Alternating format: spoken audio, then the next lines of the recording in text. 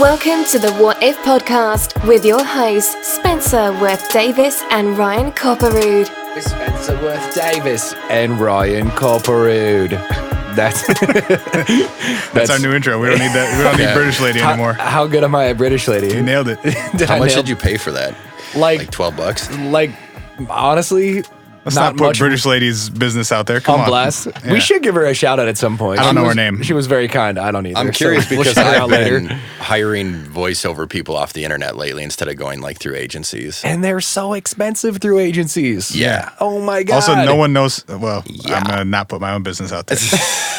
No one knows how easy that shit is. Well, right. But still pay me to do it, please. Yeah. I think that's why people on Fiverr are like, you could pay me way less than this would cost, and it will still be super worth it for me to do. Yeah. So shout out to British lady. Yeah. Maybe I'll take your job someday with Ryan Copperrood. At this point, we might need a version of it that says Max Salim. Is she Australian? No. She's British for sure. That would really British. fuck up a lot of jokes for us if she was. I don't know. Australian lady, I guess, works. Yeah. But she's not. She's definitely British lady. Okay. But yeah, Max Salim's in the building. What's up, sir? What up? Episode what? 4? 5? Episode 4. 4. Oh, shit. I feel But like the first one with a lot of we've done a lot listeners. more than that. I thought we were at like 30 almost. We've only done 4 of these. Fuck. We just go back and delete the ones that don't have Max on them.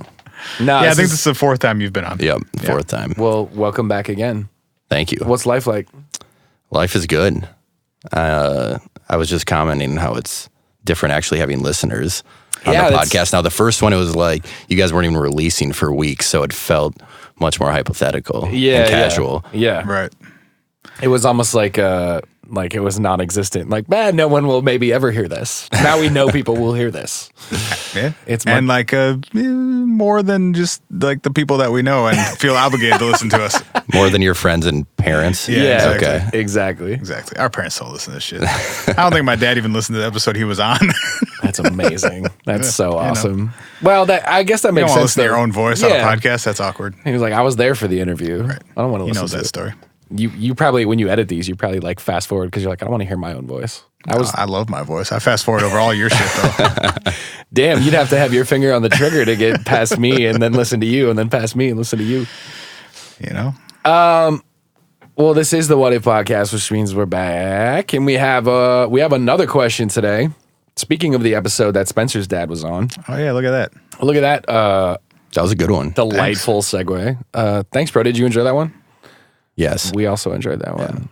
No, he said that was a good one, and I hated it and didn't enjoy it at all. I mean, I think that's what he Define meant. enjoy. Max has like a very dry sarcasm, so sometimes you never know. Yeah, that was a fucking good episode. Yeah. Sweet job, guys. Yeah, you really killed it with that episode. In that episode, if you haven't listened to it, was that 16 I think or it was 17? 16 and 17. So we did a two-parter about what if you died. Mm-hmm. And we're going to flip to the other side of that coin today. Because we're going to talk about what if you lived forever. But before we do that, But before we talk about living forever, we have to get back to a recurring topic we've been addressing on the What If podcast, and that is Bruno Watch 2017. we have an update finally. So we should probably do a quick jog of the memory for those who are either new listeners or who have not been hearing the previous Bruno Watch 2017 updates, as well as Max. Do you have any idea what our Bruno Watch Just is from about? listening to the podcast, but Okay. I think I'm like a week behind too. So Okay. fill me in. So Bruno Borges was we don't really know. He's probably still out there somewhere. He may He's be. a Portuguese young man who disappeared after making this weird art installation shrine thing in his room at his parents' house, where he took all the furniture out of his room and put up a life-size metal statue of Giordano Bruno and wrote 14 encrypted books, hand wrote them and left them around the room, and put up a bunch of weird artwork of like him in robes with aliens and all kinds of just like crazy shit. There was a Cicada 3301 logo up on the wall somewhere. We were talking about that recently, that was a development that we were curious about. Yeah. So this guy disappeared and just left this kind of mess of weird, cryptic, maybe art, maybe science, maybe philosophy shit behind. And then there were no updates on him for like 2 months or something. This was back in March. Yeah. Fill me in. Yeah, okay. So over the weekend, hold on, I got to retranslate this article. I'm trying to read from a Google translation of a Portuguese article. What's the website? Globo.com. Globo. Yeah.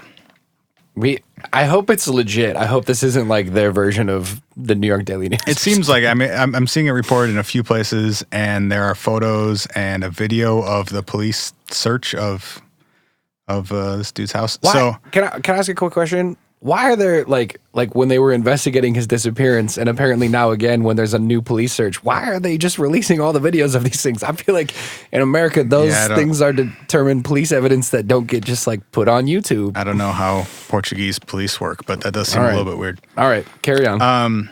So a friend of Bruno's was arrested on suspicion of stealing from Bruno Borges. So all of Bruno's furniture and everything, all of his belongings disappeared before he disappeared. And one of his friends was apparently holding these things for him. And so the police got a warrant to search his house in relation to maybe him stealing this stuff. And they, along with his stuff, found a contract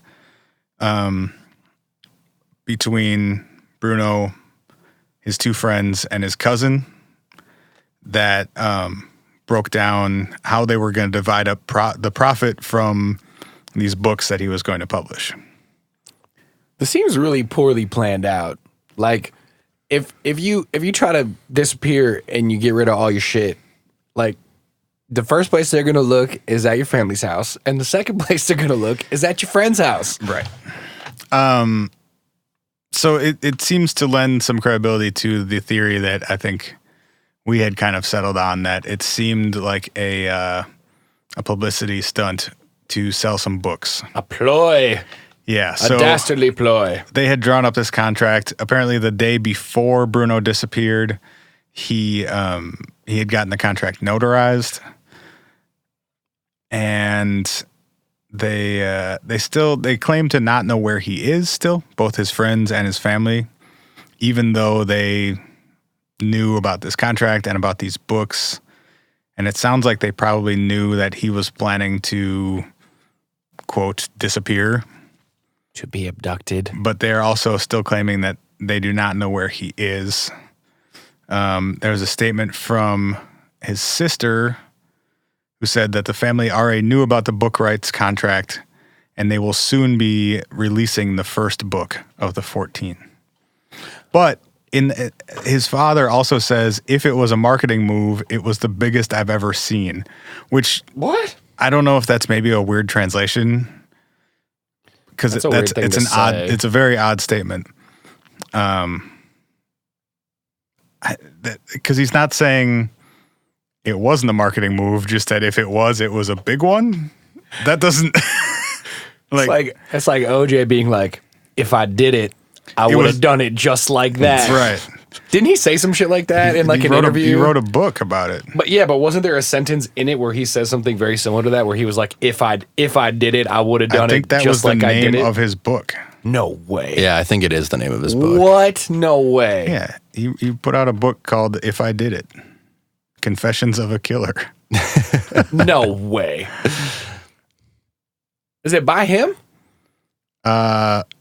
If I Did It, retitled If I Did It, Confessions of the Killer, is a book by ghostwriter Pablo Fenheves and purportedly by O.J. Simpson. Okay. In which Simpson allegedly puts forth a, quote, hypothetical description of the murders of Nicole Brown Simpson and Ronald Goldman.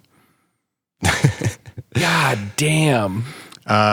Simpson's manager told the Huffington Post Simpson was not involved in the writing of the book, but rather accepted, against his manager's advice, $600,000 from the publisher to say he had written it and conduct press interviews. Wow. That's a cute loophole they came up with. Sure is. Mm-hmm. Also sounds kind of familiar, Bruno's dad. Yeah. if someone wanted to hypothetically sell some books, this would be the best possible way to sell some books. Yep. So Bruno's still out here, but he had a contract with his 2 friends and cousin before he left. He's looking and out for the apparently homies. we can expect the first of his 14 books shortly. I'll buy one, but only so we can roast it to death and on only this the show. Kindle and only the Kindle version. I don't have a Kindle though. I got it. You got Yeah, a right. Kindle? You guys are gonna dive into that shit. No, dude. It's me like Beautiful Mind in here with like pages ripped out and We're stuff. gonna read the horrible Portuguese translation, and it'll probably make more sense than the original. I have like yarn and like Pump the whole thumbtacks book and- through Google Translate. I mean, then back and forth just a few times until it makes sense. or until it's just like pure avant-garde bullshit.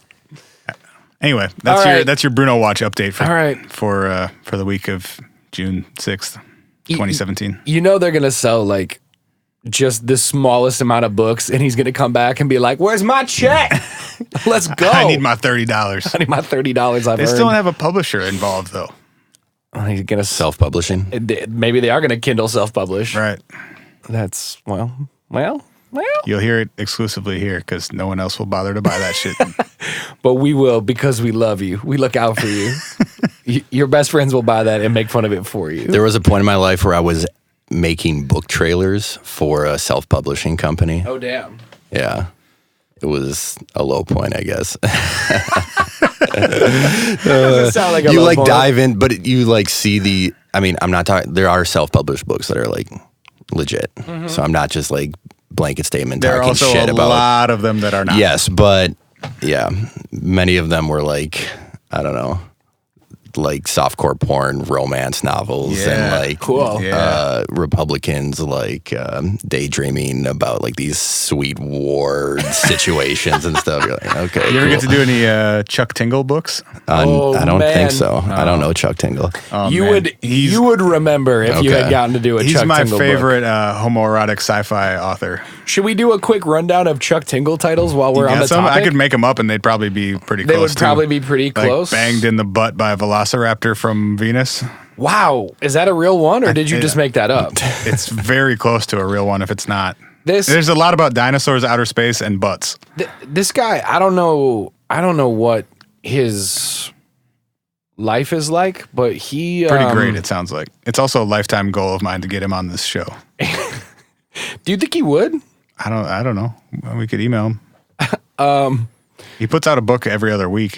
He's always doing press. I would Is that assume. for real? Every other week? No, but it's a lot.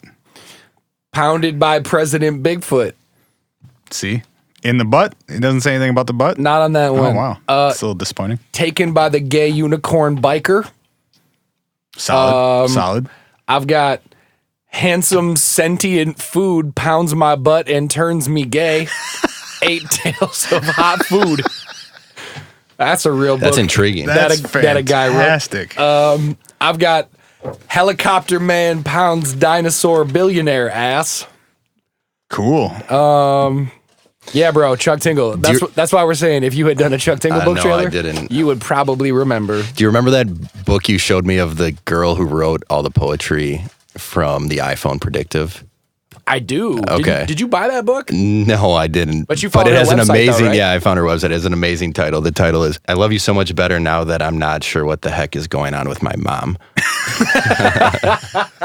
That's the title of her book. Yo, there was a period of time where Max and I were texting each other back and forth, and it was just like versions of the predictive iPhone text poems. We were, yes. I'm Dude, sure we have them.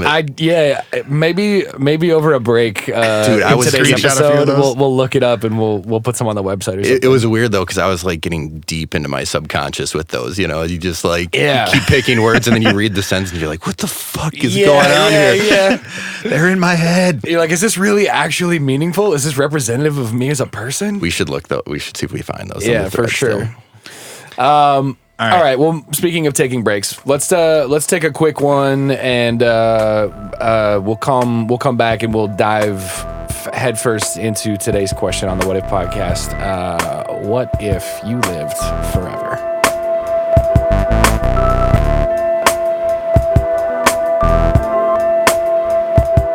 We want to hear from you. Send us a message. Email hi, that's hi, at whatifpodcast.com.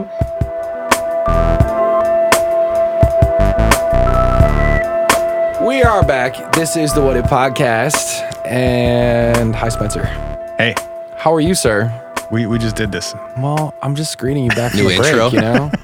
You do an intro we're after start- we're every starting break. over. We've Yeah, we're been starting gone for over. such a long time. All right. Bruno update. Let's do it. All right, time for a break. Bruno Watch. Today we're asking a question, what if you live forever? And instead of talking about dying, we're talking about the antithesis of what if you couldn't die, or life extension, or blue zones, or... I had an idea for a podcast, and the title is, What If You've Never Seen a Movie? And then like Spencer and I just sit here and just put you on blast for a whole list of Yeah, movies. that's going to be our Should we do spinoff when that? we start our podcast network. Should we put that on deck? That'll be your first one. And it'll just be me being sad all the time. Like, all right, I didn't see that one. You guys, I've been doing way better over the last like 6 to 10 weeks. Yeah, what's the last movie you saw? Most recently, Yeah. You see Get Out yet? I still haven't seen Get Out. Did you see Get Out? Slipping. Damn. I finally watched Interstellar. I told Spencer that. That's like a 5-year-old movie, dude. Well, He's behind. He's catching up. I'm catching up. I saw the new Guardians movie in the theater. It was tight. I do like Guardians. I have a soft spot for Guardians. Thank you, bro. I can give like a big, expensive blockbuster credit where it's due. No doubt. You know? No doubt. All right, let's dive into living forever or living significantly longer. Do you want to? Yeah. Fuck it. Let's just hang out. I want to talk about Ray Kurzweil's crazy ass. We are going to talk about Ray Kurzweil. Max, can you give us a brief rundown of who Ray Kurzweil is? Ray Kurzweil is a futurist, and I don't actually have that much information. He works for Google. He does. owns a shitload of patents. He does. And I mean, I had never heard of him before he sort of wrote a book called The Singularity is Near, and he had a film. Have you seen that film, Ryan? Nope. Transcendent Man, I think it's called, or That sounds about right. yeah. He made some really cool synthesizers, Kurzweil synthesizers. No way. Really? Yeah, he made didn't the know that. first, one of the first sampling pianos. Whoa. No idea. Yeah.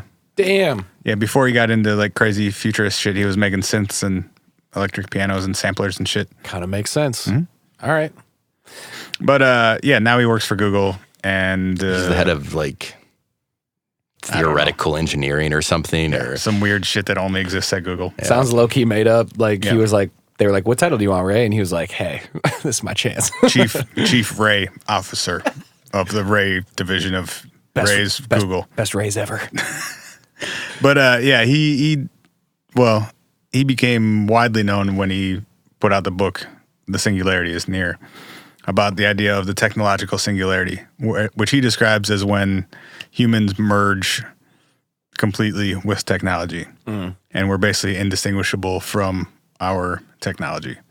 And yeah, he's almost like obsessive with extending his life long enough to see the singularity, which depending... He ain't going to make it. What is it, 20, 40? He's 70. He's Yeah. not making it. He takes 90 supplements a day, though. 90 And supplements well, a day. and that leads us into this, where like there's a ton of money in Silicon Valley being dumped into life extension companies, and there's different ways people are looking at it. And I know I have a reputation on this podcast of spouting out some iffy science, so I'm not going to do that too much. But some people think so it's do like we. It's okay. some people think it's like more on the merging with technology side, and some other people think it's more like on, I don't want to say the natural side, but like The biological side. Exactly, biological side. Well, that's kind of why I thought Kurzweil might be a good entry point to this whole conversation, because he has this idea of what he calls the 3 bridges to eternal life, basically. And the first one is That should be the title of his next book. That's dope. Yeah.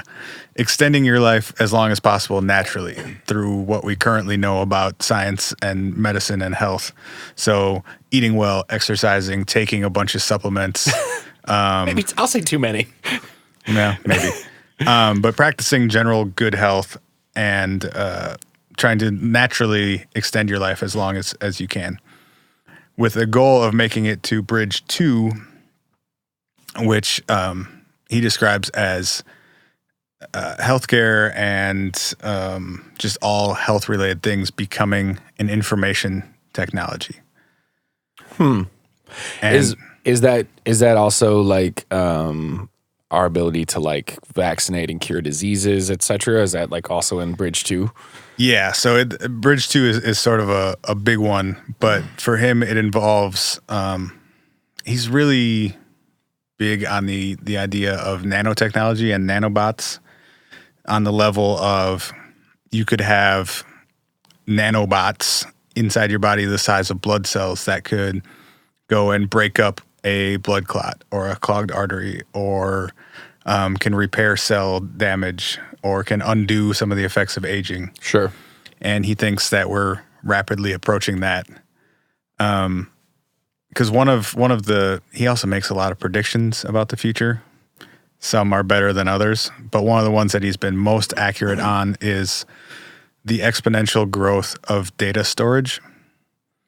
Is that Moore's law? Is that the same thing, or is that computing power and storage? Yeah, and price. Yeah. Yes. Yeah. So it's I don't. Do you happen to have it pulled up? I think it's like. Oh, go ahead. It's the. No, go ahead, Max. I mean, I think it's the like every year storage doubles for half the price. It's I don't know if it's every year, but it's something along those like lines. that. And so it's like an exponential growth. There's an exponential growth of data storage and an exponential decrease on the price. You got it? Moore's law is the observation that the number of transistors in a dense integrated circuit doubles approximately every 2 years. Okay. The observation is named after Gordon Moore, whose 1965 paper described a doubling every year in the number of components per integrated circuit and projected that this rate of growth would continue for at least another decade. He revised the forecast to doubling every 2 years. Okay.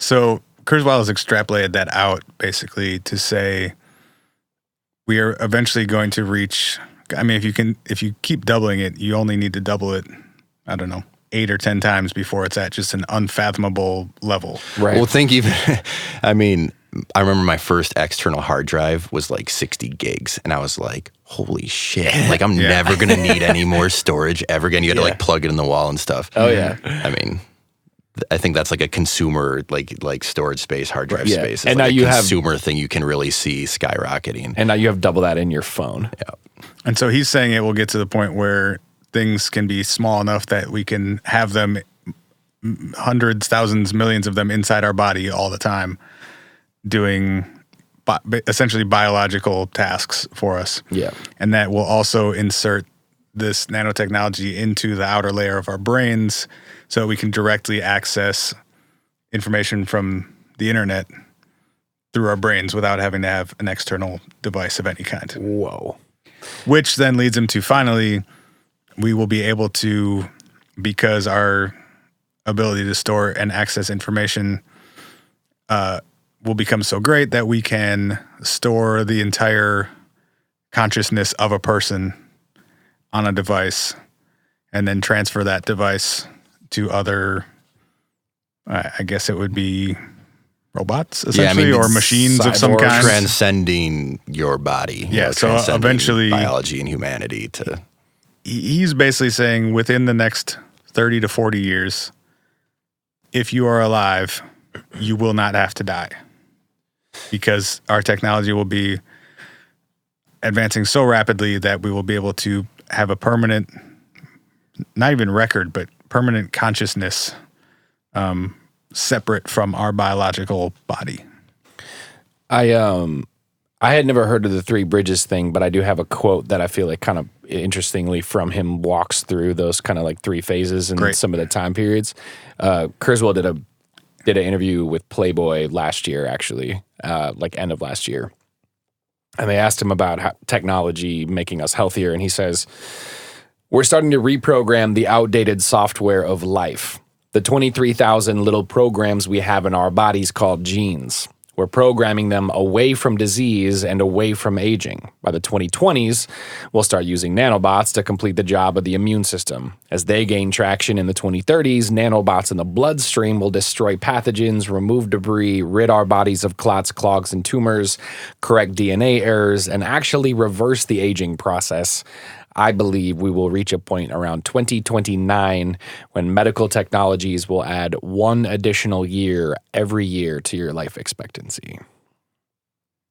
Which would equal not dying, right?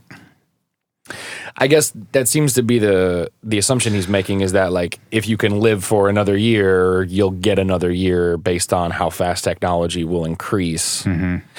Do you think he's saying 2029 because he's 70 and he's like, yes, motherfuckers, I can make it to 100. Yes. Like, and if I just make it there, that's when. I have a lot of issues with how feasible all this stuff is. And sure. he glosses over a ton of, I think, very important questions and takes a very, I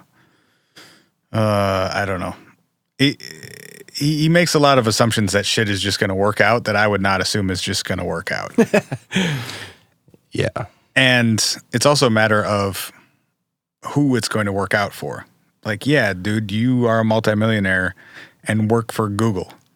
You got access to some things that the rest of us don't. Right. And this technology might exist in 2030, but for who? It's certainly not going to be for everyone. Sure. He also might be the first person to try some experimental shit that goes a little weird. Yeah. Well, have you ever watched him talk? Is he a little weird? He's constantly twitching. Ooh. It's a little... He does supplements.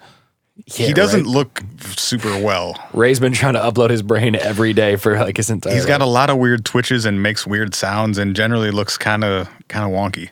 But, I mean, regardless of being like uploaded to the cloud, you're having your consciousness uploaded to the cloud. Like...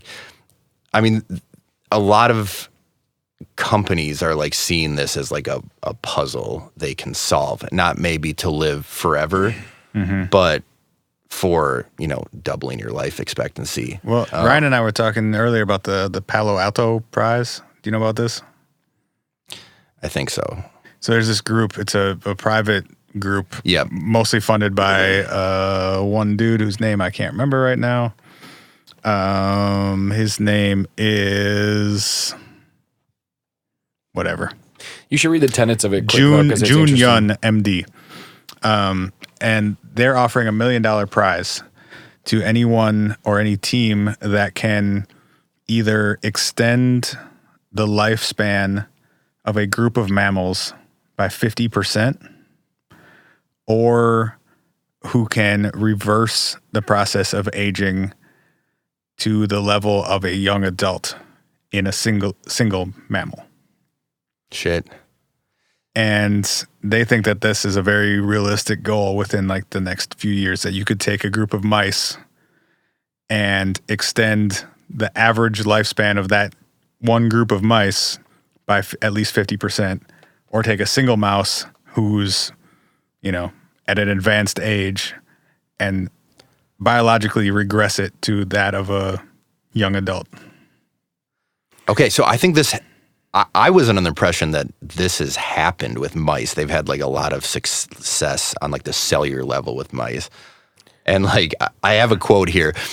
The way I'd like put these notes up, I can't really confirm where this quote is from, or it's just like... We don't worry about that here. A constant flow we'll look it up later. Of stuff. But we'll look it up later. Ominously, I just have my draft of an email with some copy and paste, and here the first thing says, with a technique by which... the sentence just starts right in the middle. With a technique by which an old mouse surgically connected to a young mouse shares its blood, and within weeks becomes younger. Whoa. Again, I don't know how that sentence began, so...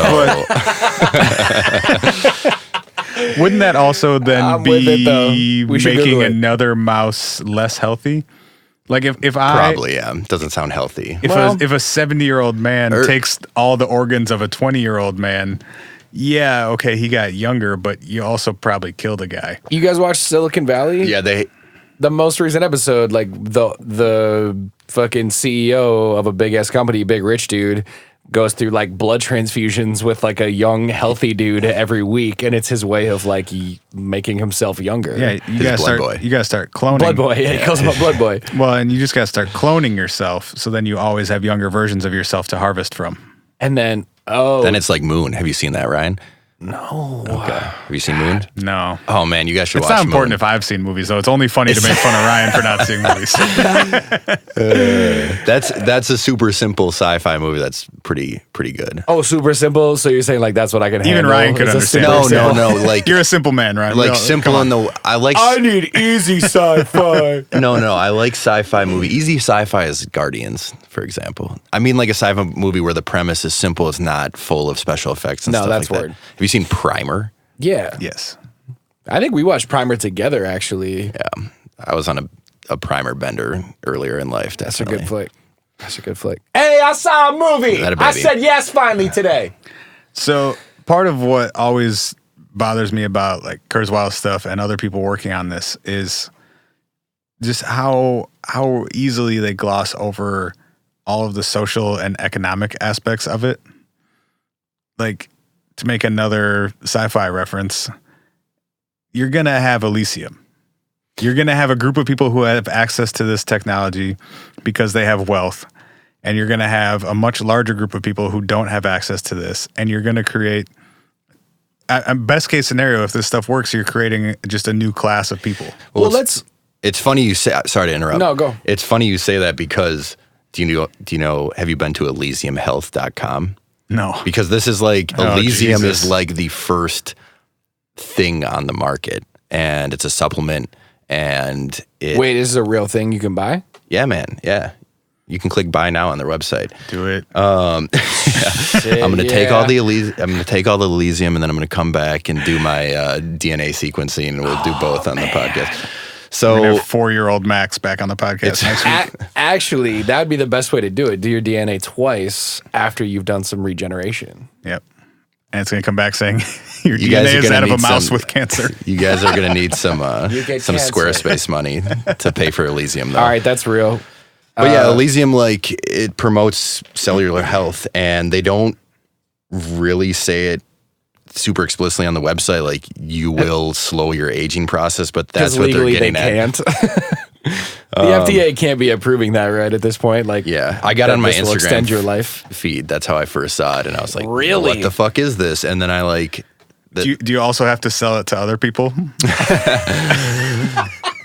let's not get into that right now. Is it one of those situations? It's part of the gig. Part of the gig. $60 a bottle. A bottle lasts you a month. So it's 720 And bucks a what year. do, 30 what do they say pills. it's supposed to do? I mean, They got to give you some yeah, the information. right? FAQ. Okay, this is gonna be boring as I gloss over this. So. No, it's all good.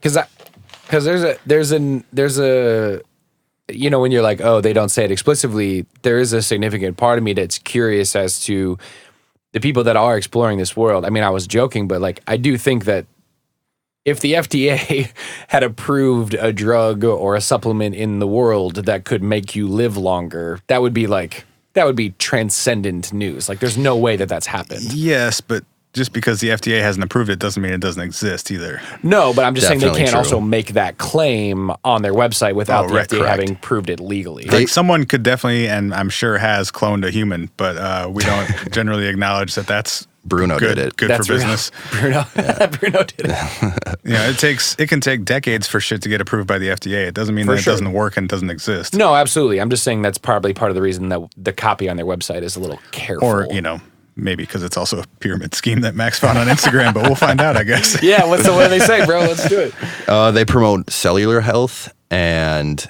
health span. Health span refers to a period of time and a person spends healthy and alive, while lifespan simply refers to the number of years a person lives. That's an interesting distinction, too. And something I was wondering about with Kurzweil is like, bro, if you're 90 when all this starts popping off, you really, like, I don't want to extend that part of my life. Yeah, I think, okay, But that's the reversal stuff, right? I mean, can you push backwards? But he's not even saying that. He's saying we'll be able to, he's trying to get to a point where we can transfer consciousness, I guess to a point where you wouldn't need your biological body. But when we start talking about extending lifespan, that's not necessarily desirable, I don't think. Like, I don't want to extend the part from 80 to 100. Correct. I think what they're That's no saying fun. is that your cells will age slower. So I think these companies don't want you to live. I mean, what would even like a 200-year-old person like look like? It'd be fucked up, you know? So I think they actually, their goal is to make you age slower. So when Just you're everything is 140, pushed, everything is stretched out. Stretched out slower. When you're 140, it would be like you remember your grandpa being when he was 70, you know, the sort of thing. But I do think there are some of these, like from the stuff that I was reading about, some of these things, especially as it relates back to like stem cell research and stuff, they're actually talking about like repairing and rebuilding atrophied DNA in your system, which would like literally biologically not just halt aging or slow aging, but would reverse aging. Like it would be repairing. We'd be like lobsters. I'm sorry, what? The American lobster does not biologically age. They do not die of old age. Their cells do not age. They die because they get too big and can't find enough food, or they die because something kills them. Really? Mm-hmm. Yeah, I remember something crazy about lobsters. Do we need to eat more lobsters? Is that because I'm down? I really enjoy lobsters. Well, think it how means terrible somewhere that out is. there, there's like a fucking 700-pound king lobster. Yo, we've been talking about doing an episode about the deep oceans, and maybe the 700-pound Lobster king. American lobster is going to be part of But it. yeah, they live to be 50, 60 years old, and it's usually because they run out of food that they die. Whoa. They get so big that they need to be consuming so much, because that's the other thing. They also keep growing in like just physically. Damn. And so they, they'll sometimes die just because they can't find enough food to survive for how big they've gotten. I'm such a piece of shit American that instead of being like, that would be like a really tight scientific discovery if we could like grab one of those, I'm like, yo, that would be a fat ass lobster tail. Right, that's why they only make it to 50 and not like 500. Because we eat them. Because humans. Yeah, so you're killing something that was never even going to die. Yeah. Damn. Yeah, you are now the Highlander. Yeah. You're God, dude. Did you get that reference? that one work for you? Slightly. I haven't seen a lot of Highlander, but I've seen some. What if you decapitated lobsters? that's going to be our next episode. Hey. Yeah, so I think that's a much more interesting premise if you could essentially undo aging on a cellular level, which it sounds like maybe is what they're getting at. Yeah. Could you Benjamin Button this shit? Hey, there's a movie And I've just seen. be 30. I have not seen Benjamin Button, actually. Let's Me go. either. You won, Me either. Ryan. You won the game, dude. Oh, shit! I'm about to run around the house. I finally won. But yeah, could you just be 25 forever? Right? Well- Is that kind of what we're getting at? Yeah, or just, you'd age much slower. I saw an interesting stat related to this of someone figured out that a 25-year-old has a 0.1% chance of dying by the time they're 26. So like within a year, basically. Like of natural causes. Just at all. Oh, okay. And if you could extrapolate that. So basically, most of the time, a 25-year-old person is not dying for like a natural biological reason. Right. Like something happened Right. out of the ordinary. Right. And so somebody did the math on that to say that if every year you had a 0.1% chance of dying, the average lifespan would be roughly 1,000.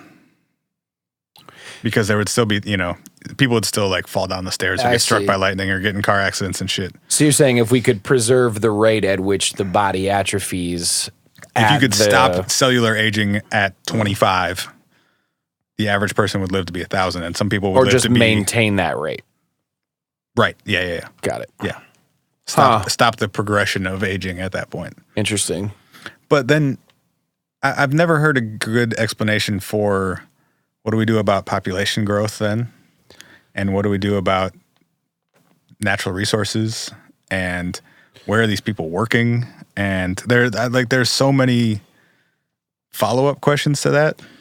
Yeah, I mean, That I think Kurzweil would say to you, like, well, that's not, that's not what I'm paid to think about. You know? He answers those questions. It's just in a very utopian way. He goes Okay. down the like universal basic income path, and he's he quoted some research that I couldn't find saying that in more developed countries with longer average lifespans, population growth actually slows.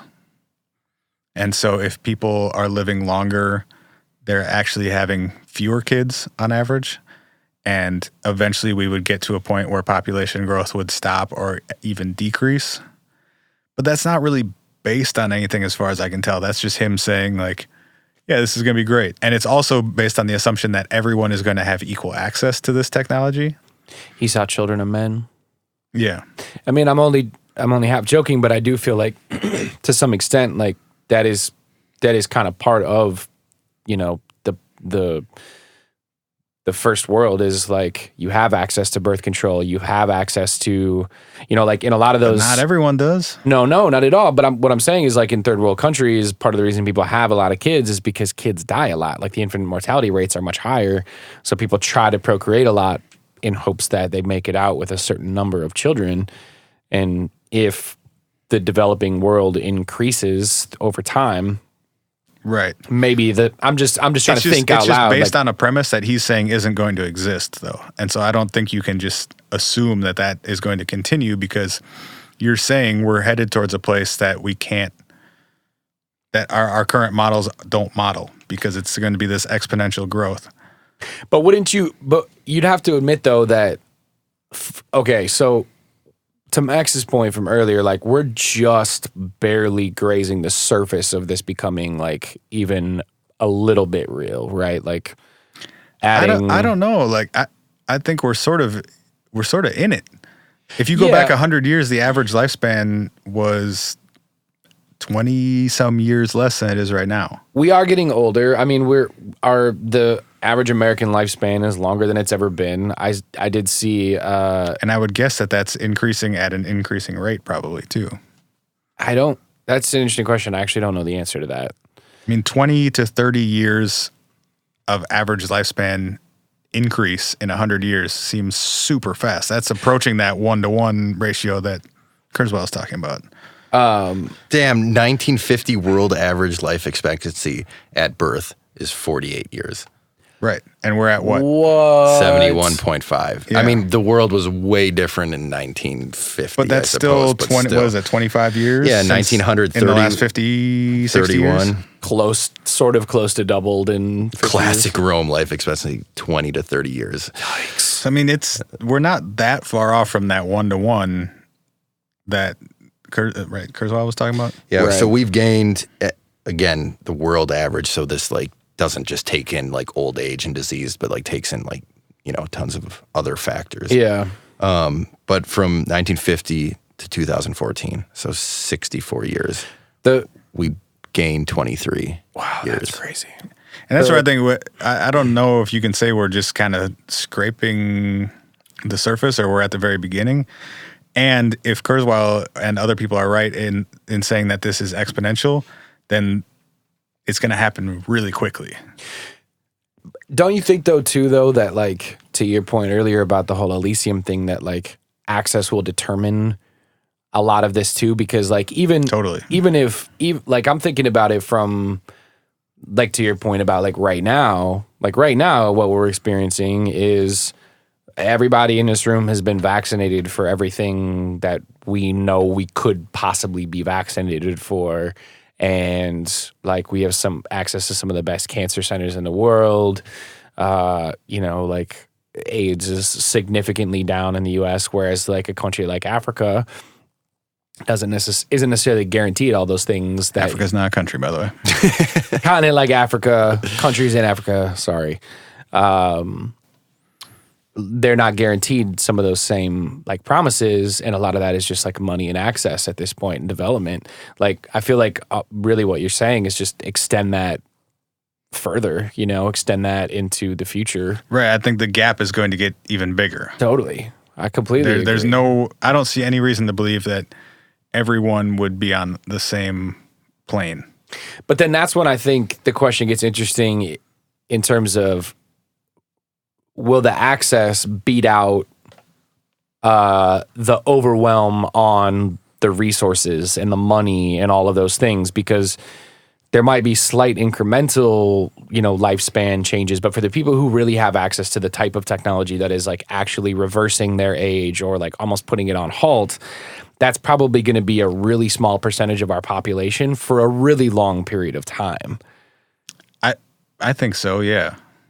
And then we just have like because gods among Well, us. I don't know because, we were just talking about Moore's Law, and I don't necessarily know if this applies the same way. But theoretically, this would pretty quickly... Yeah, but not everyone has equal access to technology. But I think your point is that if it gets fast enough, it will be... Like last time we talked, when we talked about genomics and like the idea that it took... 16 years and $7 billion to decode the human genome one time, and now we can send in $120 to 23andMe and they'll do it. Like, I think that's a good example of what you're talking about in terms of... That has certainly been exponential. Yeah, like as this type technology gets better and faster in the next 15 or 20 years, is there $120 you could pay for an ElysiumHealth.com pill that will start sending your DNA in the other direction? Right, but then who has that $120 to throw at it? Sure. And then if things are really moving that quickly, a year or two in between me having access to this and you having access to this could put us at vastly different places. Especially when we start talking about merging technology with our biology. If I upload my brain to the cloud 6 months before you do, I might be on a different plane of existence than you are. Shit ain't regular, man. I just pointed at the soundboard to try to get a sound out of Spencer. But I don't think there's any world in which this happens for everyone at the same time in an equal way. No. And agreed. A lot of the people who are working on it are either just ignoring that aspect of it or are somehow doing a bunch of mental gymnastics to come to a conclusion that it is going to happen equally for everyone. But I think it brings up some really problematic social and economic situations. For sure. Absolutely. For most of the planet, probably. I mean, if humanity's taught us anything, if there's something that is valuable to a small few, it will inevitably be privatized and sold at an extremely high premium. I mean, it's literally happening with water right now. Like, if they have the cure to live forever, that is going to be privatized. If people are living significantly longer, we're already really strained for natural resources. Yeah, how does that? I mean, that gets worse, right? We have even more demand for natural resources if people are living to 200 instead of 80. For sure. The article that I found while I was looking up this whole topic put me onto a thing from Quartz, QZ.com, called "The World is Sitting on a $400 trillion Financial Time Bomb," which is if you needed a bummer today. There's your weekly dose of existential dread. Happy to provide it for you. You're handling it much better this week, though. Thanks, man. We've just been inserting some every week to like slowly get Ryan acclimated to the impending sense of doom. You stare existential dread in the face long enough, it starts to become easier to handle. Yeah. There was a white paper that was released by the World Economic Forum called "We'll Live to 100, How Can We Afford It?" And the whole concept of it is basically saying, right now, so the Social Security Administration disagrees with you slightly, Spencer, which is that life expectancy just on an average scale for the United States won't go up exponentially, but it will go up significantly to the fact that by 2050, they think that people are going to be living to like 92-ish. It will be like the average for, they call it high cost, which I think means like if you have access to the best healthcare, high cost healthcare, you'll be able to live to 92 as an average in 2050. Just to clarify, I was saying that Kurzweil believes that, not that I personally do. Okay, word. But the long story short, like the Social Security Administration is acknowledging that like people are going to continue living for longer and longer and longer, even if it's by incremental amounts. But basically what they're saying is that we all have assumptions that we make all the time about how old we're going to be and how long we're going to live. I mean, we talked about this again in the genomics episode where we were like, if you're only going to live to 50, you're going to live your life a little bit differently. Well, if you're going to live to 150, you're going to live your life a little bit differently. Some of that retirement planning. Exactly. And that's Social what Security doesn't have you. The $400 trillion shortfall that they're talking about is the amount of life savings that people don't have to support themselves. That goes back to, though, which part of your life are you extending? Because if I feel like I do right now at 31, when I'm 71, I would want to be working and doing stuff. So then I don't care about retiring in the traditional sense. Yeah, but there's going to be an entire generation of people who the onset of this effectively will slow their growth or slow their aging, where they might, I mean, if I'm 70 and you can tell me that my life won't get worse than 70, but I can live for another 50 years, I want to be like, yeah, hell yeah. But I quit working 15 years ago or 10 years ago get a or fucking whatever. job, right? Yeah, for sure. I'm just saying there's not that many positions for Walmart greeters is all. And those 90-year-olds go American Lobster on it and run out of resources. Well, damn, that is kind of the realest. Yeah, right? okay, I mean, go ahead. If you can't buy food and medicine, you might be out of here.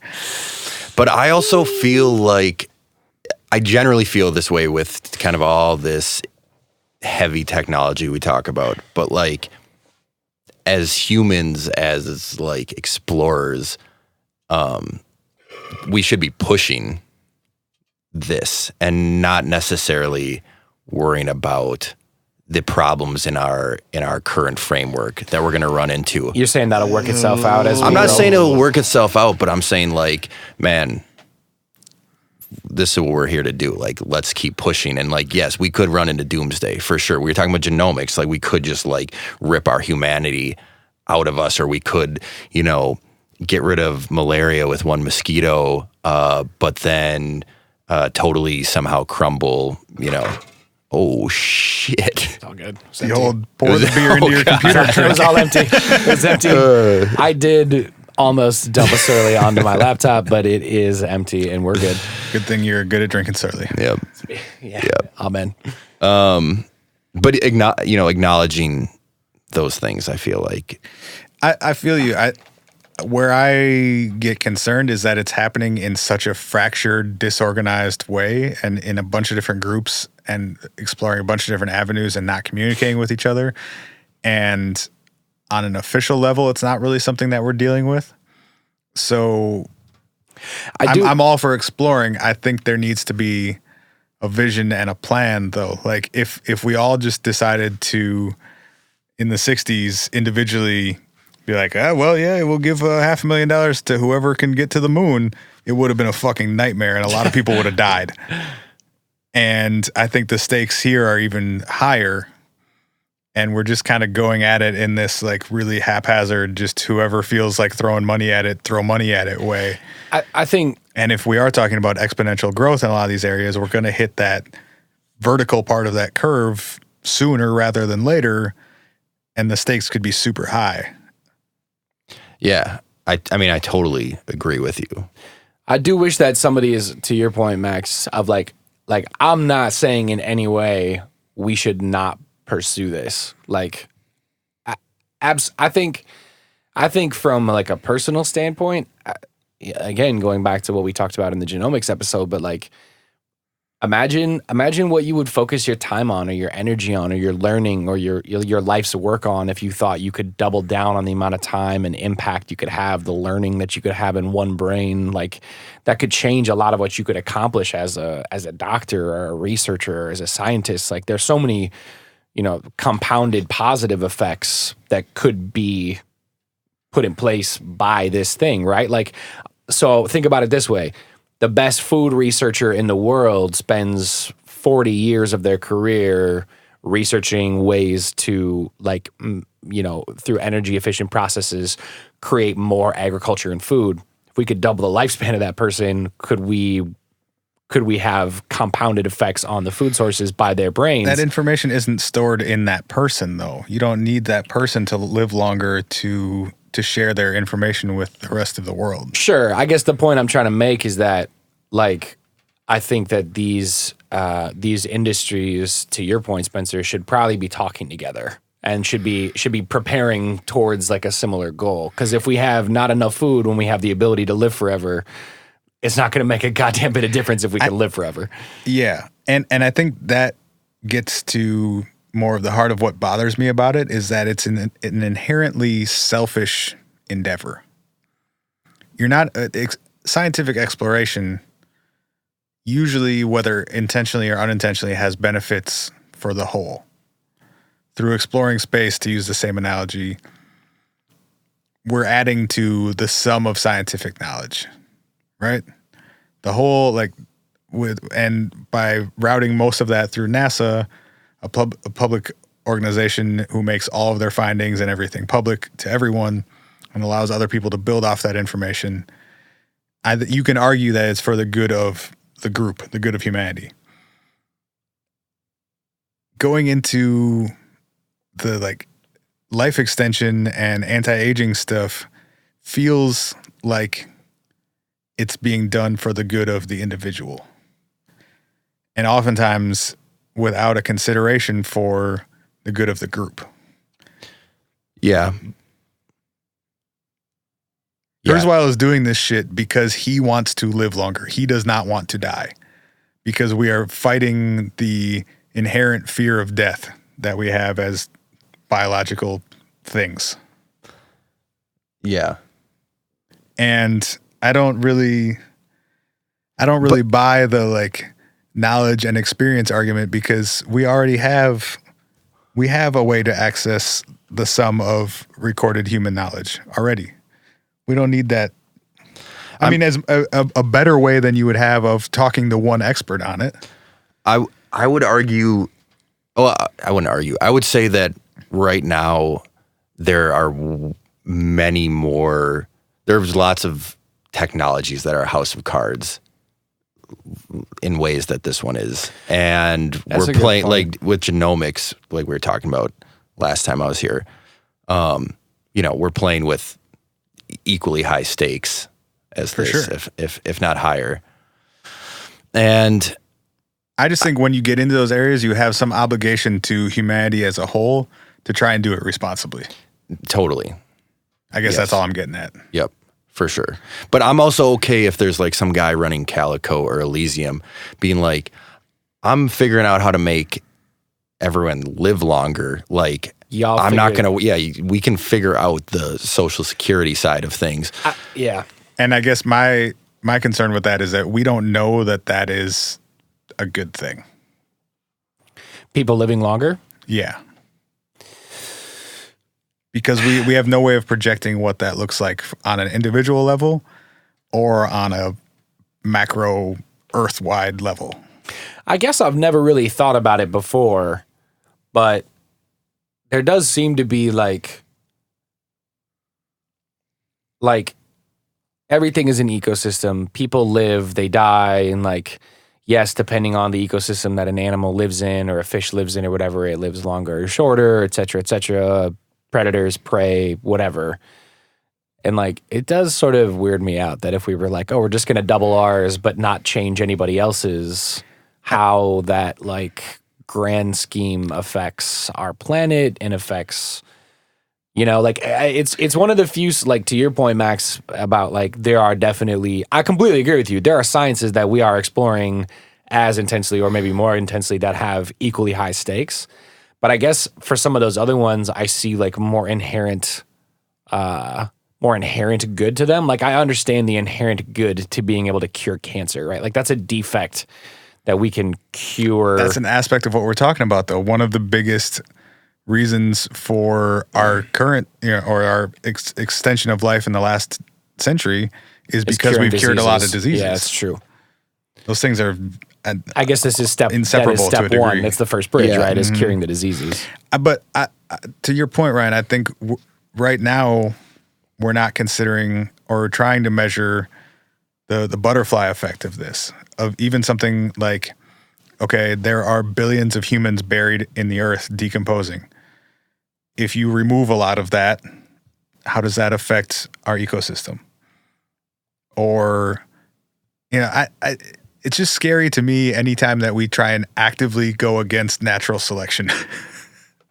Like there's a reason that all this shit is working right now, and trying to drastically change one section of it and not expecting drastic changes in other ways, and in ways that we will not be able to anticipate. Somehow this is reminding me of like global warming in the same sense too, where it's like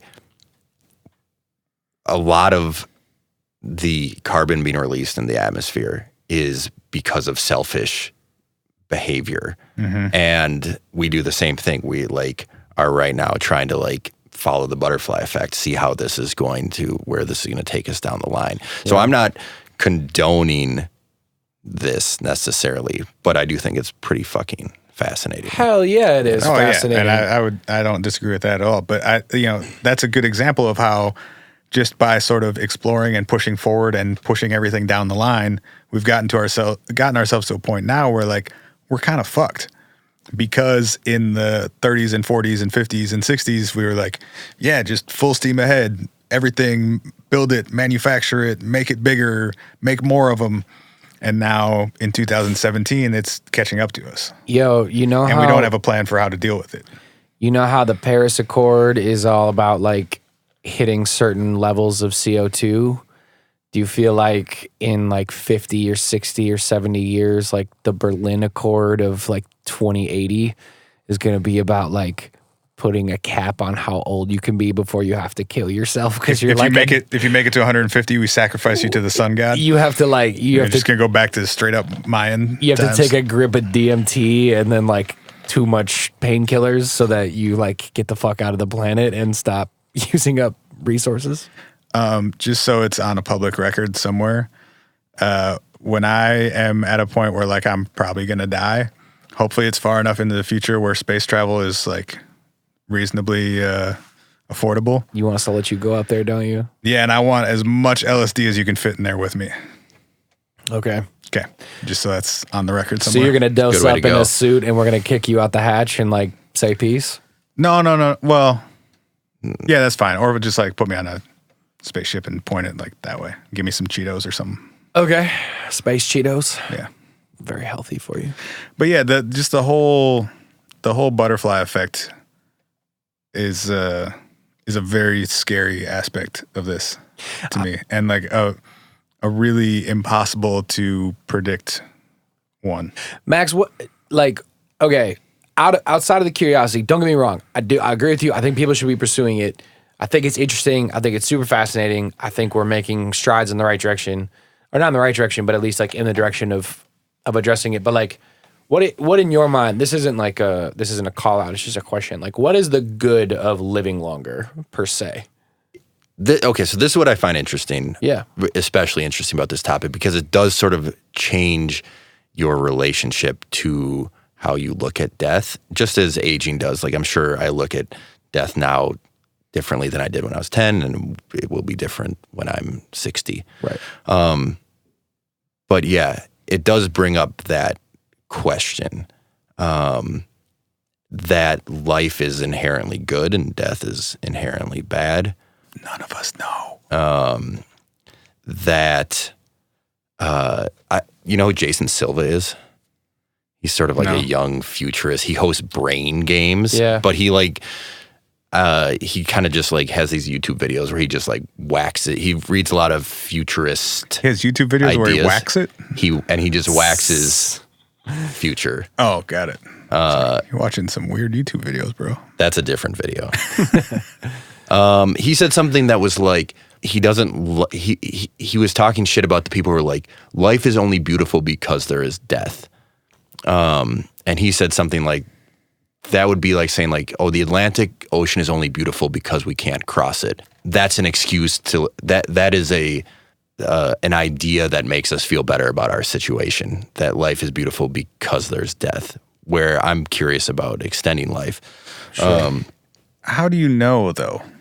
He doesn't know that.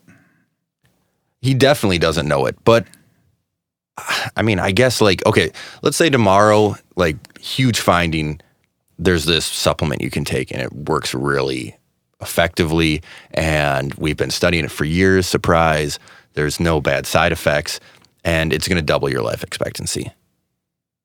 I mean, I'd be pretty interested in that product. Yeah, you're right. Like we all like no one goes, nah, I'm cool.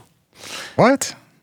I would bet you if we were to do a blind survey right now, over 90% of people under the circumstances Max just gave us would be like, you can double my life expectancy? Yes, would take that. I would bet well over 90% of people would say yes. I would be incredibly skeptical, first of all. I'm just saying under the circumstances Max just gave us, which is like we've been studying this, there aren't negative side effects and we could double your lifespan. The average person would say, yes, if you can, without negative side effects, just draw out my 70 or 80 years to 150 or 160 years, everyone would say yes to that. If you could have my aging speed, I bet you if I told people that I could have their aging speed, I bet you it'd be even higher than 90%. I bet it'd be like 98% of people would be like, yeah, totally, I'll do that. I mean, that's anecdotal, but I don't understand why people would say no to that. That doesn't answer the question, though. Well, that doesn't mean it's good just because most people would do it. I know, but I guess I'm trying to like come around the question in the way that like it does. The idea of being immortal would be a much more devil's proposition to me, where you'd be like, man, I don't know about this. Like, but to live longer and to live healthier longer is like a pretty attractive thing. And so but I guess if we're getting into specifics though, is that because you can have more experiences and more positive things will happen to you and you can build more relationships with people? Like, is that the I guess like I enjoy life, Right. So just more of it is inherently better. Yeah, and you can see more places and learn more things and read more books and see more films, and that all sounds pretty attractive to me. Have more relationships. One of the reasons I don't want to die most is because I know that there's going to be amazing, beautiful music that will be produced after I'm no longer here that I will never get to listen to. And that prospect of there being new, beautiful, exciting, interesting creations that are on the other side of me sunsetting inside of this world, like low-key bums me out a little bit.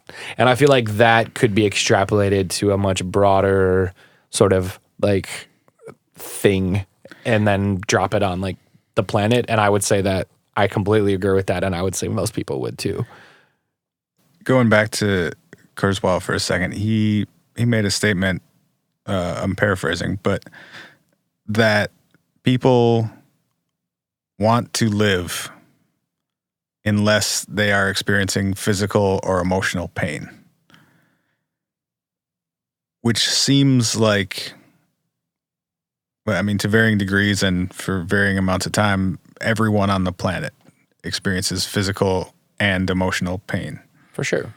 And so, I don't know. I think it's short-sighted to automatically agree to that proposition. And I think it's very dependent on your perspective. I think there are a lot of people in really shitty situations who would say, no, I don't want 150 more years of this. Yeah, of course there are. And in the same way that by people doing commit that, suicide every day. you're also extending a lot of people's suffering. In that for some people to be rich or comfortable, other people have to. I'm saying there are, out of the 7 billion people on the planet, many of them lead shitty lives that they don't enjoy. And I don't think it's a given that extending that is a good thing. I don't know that that's necessarily true. I think that which part? That a significant number of people in the world lead shitty lives. Did you ever see the documentary Happy? No. You should watch it. It's all about how like it follows people's path to happiness in situations around the world that you would, as an American, expect people to be unhappy in. And often what they found in their research is that this guy walks like 30 miles a day pulling a rickshaw through the streets of India and goes back to a slum with his family. And It's interviews with him talking about how joyful his life is and how much joy his family brings him, and how even though they have relatively meager sustenance, that he thoroughly enjoys it and that they have love and all these things. I mean, Yeah, that's not the guy I'm talking about. And a documentary about miserable people doesn't sell. So of course they found people who are happy. I'm not saying the entire planet is happy. What I'm saying is, I don't think that you can rightly make an assumption that a lot of people don't want to live longer. Like, yeah, some people commit suicide because they don't want to be here longer, but also a lot of people who are still fighting through it every day are not just like waiting till they die, like, thank Christ there's no much longer of this. In fact, but some people are. Some people, sure, Yeah, but they don't that's all I'm saying. but they don't have to take the supplements or have access to those things if they don't want to. Right. And I'm saying we're fixing, I don't know. I guess it gets back to the issue of class that is inherently going to be present in this. That, like, the three of us can answer that question easily, because right now we're three young, healthy people living lives that we enjoy. And we have means to do the things that we want to do. But that's not the case for a lot of people. And it might not always be the case for the three of us. I don't know. I think that's it's a short-sighted answer to that question, because you have no idea what your life tomorrow, much less 100 years from now, would look like. Do you disagree that most people, the majority of people, given the opportunity to live longer, would not take that opportunity? No, that's not what I'm arguing. Okay. I feel like most people don't want to die. I mean, Right, like, yeah. people I'm move through life whether their situation is great or shitty, avoiding. That's not the argument I'm making. The argument I'm making is that because most of us would agree to it, doesn't mean that it's good for everyone. Because the question that you initially asked was, what's good about living longer? And the answer you guys came to is that what's good about it is that most people would want to do it. Most people would want to do it because... And to me, that's not really an answer to that question. Oh, I absolutely think it is. It's good because most people want it? The best answer that we, meandered our way through in the last 15 minutes or whatever it was is that, like, I want to live longer because I want to experience more things. And that makes sense to me. And if I can live longer, I can have more experiences, both good and bad. And I guess my only caveat to that would be, we don't know what other consequences that might have. Yeah. Right? For ourselves or for other people. For right? sure. If you put the stipulation on that you living to be 150 means that you're taking resources away from other people and making people somewhere else miserable, would you still do it? I got to imagine that scenario is happening right now, and I'm just less acutely aware of it. Right. That the way I'm living my life is somewhere, somehow making someone else's life shittier. And I would think that would be amplified if we're extending people's lives. It'd probably it's going to be, we're extending the lives most likely of people in a situation similar to ours, because people who are either super miserable or don't have access to this stuff aren't going to be able to or want to extend their lives, right? Correct. And so it's going to be people in a situation similar to us who are doing this. But I guess my answer to your question is, if it's amplified but equally ambiguous to me how it's happening, yes, I probably would, because we're doing this anyways, man. We're like, if you're trying to like eat healthy and lead a healthy lifestyle and whatever, do yoga or be a vegan or whatever, in some way you're trying to be healthier to be healthier longer in your life. Right. And I don't feel the ways I'm doing that now are making someone's life shittier, even though they probably inevitably somehow are. Mm-hmm. And I guess my thought related to that would be, if a lot of people are doing that and we up the stakes on, billions of people living 50, 100, 200, 400 years longer, It's gonna get messy. It's not going to be ambiguous anymore. Yeah. It's going to be very obvious. Unless we also address a lot of other questions at the same time. I often have this hope, which I call it a hope because it's maybe also equally ambiguous in the ways that, like, I don't personally feel like I have control over it. Where I think about things like, it's also part of what gives me the ability to, like, go to sleep at night when I think about how fucked up the world is. Like, when there's so many things you can point to that are just these, like, massive, like, awful inequalities and difficulties and, like, things that we face, like, as not just as a society or a populace, but, like, as the planet, that, like, there are people working on these things at all times, and that gives me some faith that, like, I don't have to be working on all the things all the time because there are other people that are working on those things too. And I know this is, like, a little utopian, but there's these parts of me that, like, I look at the kid who invented the little basket with, like, the water suction that you can put into the middle of the ocean and it sucks plastic up and through it. And I'm like, fuck yeah, that kid.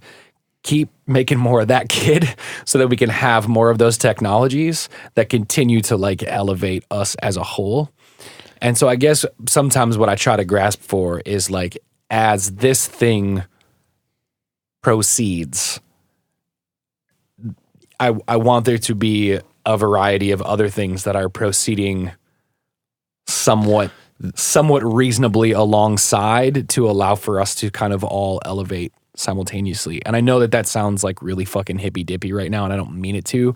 I mean it more to say that, like, today we're focusing on the people that are trying to make people live forever, but next week we could be focusing on the people who are trying to feed everyone, and trying to grow corn in the most unbelievable conditions with less resources and less labor and all those things. And those are the things that give me hope that this isn't a detrimental technology. It's just something that's growing in the ways that there are other things that are growing to hopefully supplant and supply that ability, you know, so that people can have more fucking play dates with their kids and, like, go watch more. You know, I want to see Guardians of the Galaxy 38, man. And I guess all I'm trying to say is that needs to be a coordinated effort if that's something that we're really moving towards.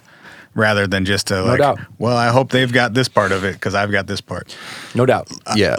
Last thing, I think, because we've got a couple minutes left, and this is maybe a bad topic to bring up when we've got a couple minutes left. Oh, no bummers, man. No, it's not. It's not. Right. I mean bad in that, like, it's probably not going to be an easy, short answer. We answered the question from a perspective of, I think, correct me if I'm wrong, 3 atheists. On living forever? Yeah. Oh. Yeah, basically. Agnostic. Yeah. Okay, sure. Atheist. Yeah, sure. I would also non-religious say, people. Yes. I don't think anyone here claims a God that they.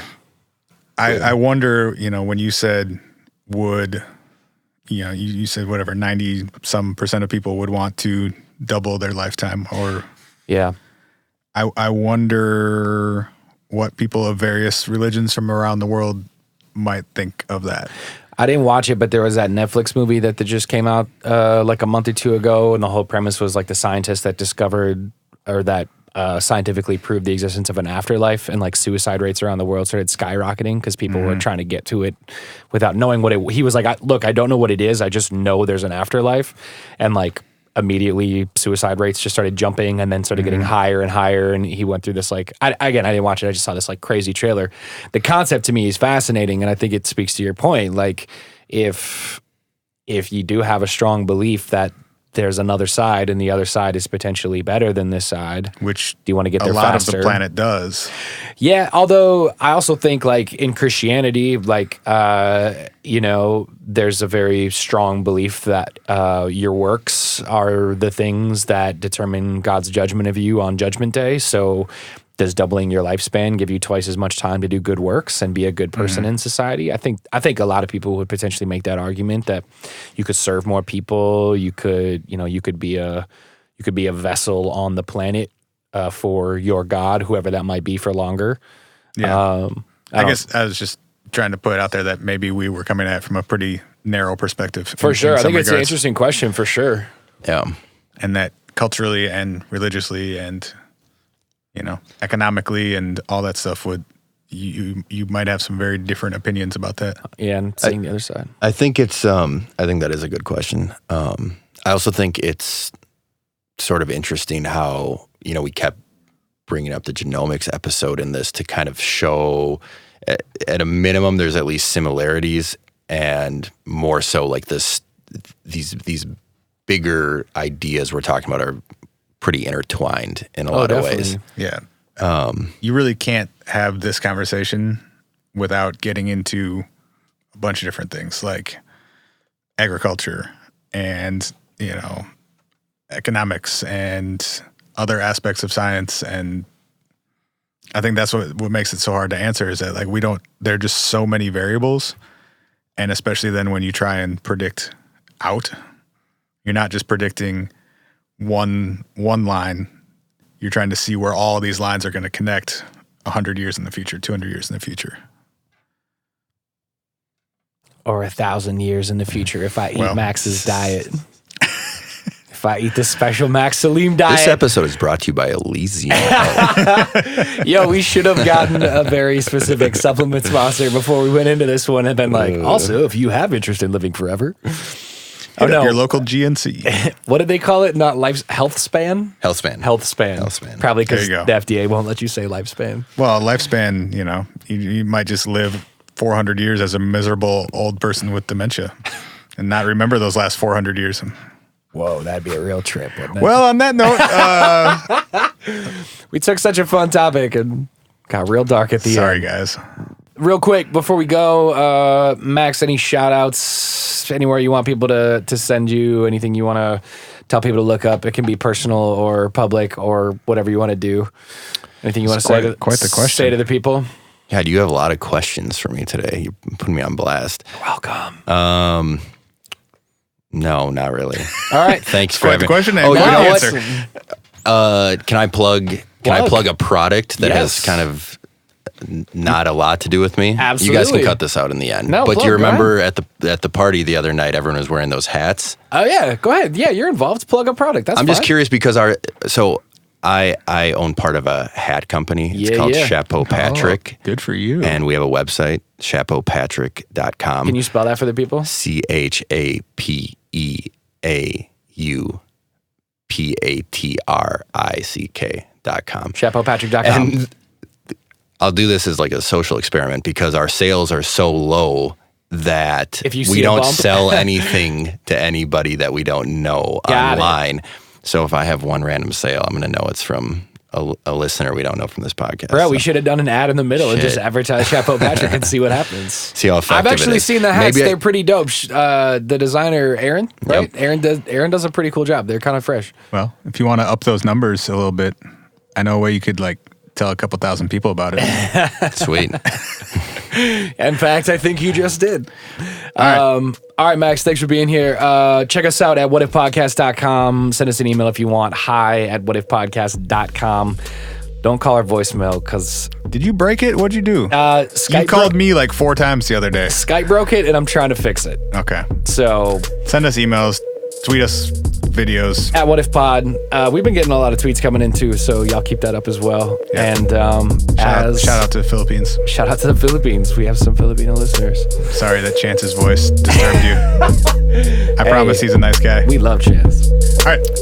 As always, we will see you next week. Max, thanks for being here. Thanks for having me. We'll see you next time on the What If Podcast. Later. We'll be back next week with another episode of the What If Podcast.